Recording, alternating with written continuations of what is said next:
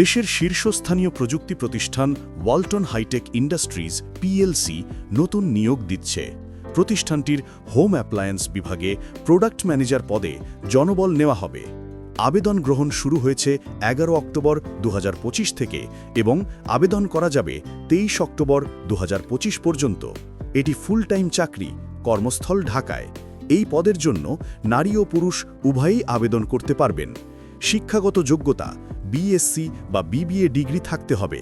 অন্যান্য যোগ্যতা ইলেকট্রনিক সরঞ্জাম ও গৃহস্থালী যন্ত্রপাতি বিষয়ে ভালো জ্ঞান থাকতে হবে।